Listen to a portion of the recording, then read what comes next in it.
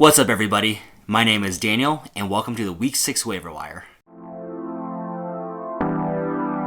Let's start off with our quarterback list. The first player that I'm looking at is Ryan Fitzpatrick. Aside from Week 1, he has scored 20 plus points in each one of his matchups. The Dolphins aren't the worst team in the league anymore, as they showed that by having a statement game against the 49ers this week. I really like his matchup against the Jets this week, and I think he's going to have a monster game. Did you know that Fitzpatrick is currently a top 10 quarterback? I would ride him while he's still hot. Fitzmagic really is in the air. Next up is Teddy Bridgewater. The Panthers have really surprised me this year, and they sit on top of the NFC South along with the Tampa Bay Buccaneers. I honestly forgot about Teddy this year, and based off of his roster percentage, so did many of you. Even with Christian McCaffrey out, he's been spreading the ball around, and especially targeting Mike Davis in the passing game.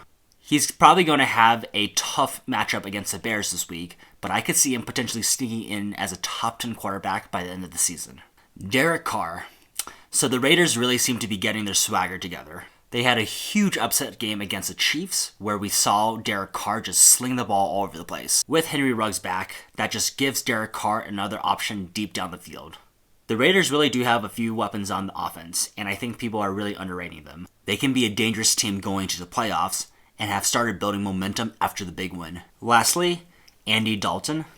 Don't expect Dak Prescott production, but he is still on a team with a lot of offensive weapons and a really bad defense. I see Dalton as a potential value pick in the free agency, but I wouldn't expect anyone to be spending their top waiver wire priority on him. And actually, lastly, if Justin Herbert is still available on your waiver wire, go pick him up immediately. Next up, let's talk about running backs. First up is J.D. McKissic. He had a team high of 8 targets, and he is their main passing back. Going forward with either Kyle Allen or Alex Smith at quarterback, I expect them to be playing down a lot and also throwing to him a lot for checkdowns. With Washington having to play behind a lot, I expect the game script to be in favor of McKissic over Gibson. Jamaal Williams might still be available in your league because the Packers had a bye this week, and people may not have picked him up after his pretty decent game last week. I always like to have some people playing with Aaron Rodgers, and I think he could be the top handcuff right now, as well as a very valuable pass-catching back in that system. I have Jamaal Williams on my list because I think he has one of the highest upsides relative to the remaining running backs that may be available in your league right now. My third and final pickup for the running backs this week is Brian Hill. I honestly don't love him that much, but he does get a few carries as well as a few looks in the passing game. I also do think that he's a good lottery ticket, and he could have a few garbage TDs here and there. With all the drama surrounding the Falcons recently and rumors of a fire sale, you may not know what could happen with that team. If Alexander Mattison, Justin Jackson, or Chase Edmonds are still available in your league, go pick him up right away. Next up, let's talk about wide receivers. My personal pickup of the week is Chase Claypool. I really like how he was used last week, but obviously don't expect a 4 TD performance every week. He has the benefit of not being the wide receiver 1 on the team to draw the tougher coverages, and with Deontay Johnson banged up over the last 2 weeks, he has seen his snap usage go up to 73%. It's pretty obvious that Big Ben likes him, and I really like how the Steelers are getting creative with his usage, especially within the 10-yard line. Go and get him right away. Next up is Travis Fulgham. This one's a really tough one to figure out. He had 13 targets, 10 receptions, 152 yards, and a TD. That's really hard to ignore.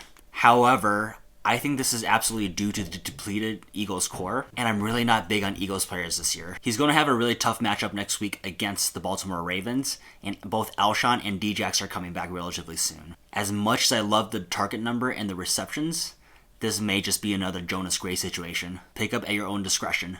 Lastly, Henry Ruggs. 118 yards and a TD sounds great, but I really don't like the fact that it was on 2 receptions over 3 targets. He's a really fast wide receiver, and he's the Raiders' #1 deep threat. But it's really hard to figure out how exactly they're going to use him besides that with just a 2.5 game sample size. He reminds me a little bit of a Djax or a Will Fuller from a few years ago, where he could have really good fantasy games, but it would be a lot of yardage or a few TDs, only over a few receptions. To me, he screams boom or bust. But I also wouldn't be surprised if he was able to keep this up for the majority of his weeks. Pick him up if you can, and let's see what the Raiders' offense is all about. If Laviska Shenault or T. Higgins is available in your league, go pick him up right away.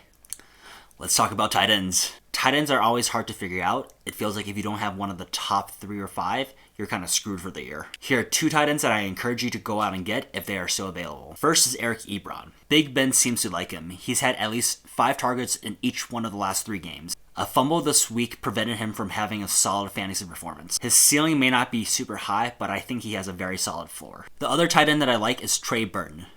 Since he's come back from injury, he's had the second most targets on the Colts. Over the past 2 games, he's had 38 routes and 11 targets. This is compared to 32 and 3 for Jack Doyle and 18 and 3 for Mo Alley-Cox. I'm really not sure what happened because Mo Alley-Cox seemed to be the biggest pickup of the year, but as soon as Trey Burton came back, it seems like the Colts stopped using him. I like targets, so I expect Phillip Rivers to keep on looking his way.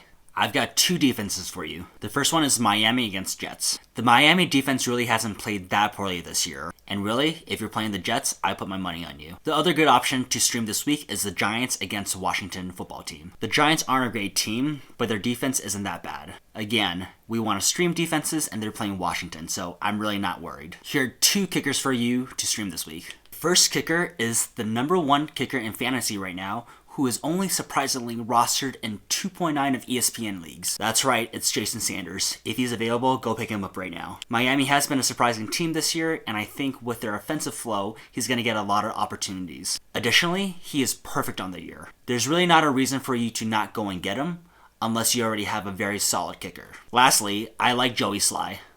The Panthers have been somewhat efficient offensively this year, and he's been a pretty decently accurate kicker. I think he's still going to get the opportunities, and the Panthers are still going to be able to move the ball. He's currently the number 7 kicker in fantasy, and he's scored double digits in 3 out of the 5 games that he's played. Alright, that's my list for the week. I hope that helps. This was my first fantasy video, so please be gentle and leave me any feedback that you have. Also, if you have any questions about your own league, please leave it in a comment below. I will do my best to reply to every comment so that you are ready for the waiver wire. I plan to make this video on a weekly basis and would be interested in making videos for pick'ems as well as stardoms and situms. Please like, comment, and subscribe to my channel for future content. Good luck to you all on the waiver wire this week. Until next time.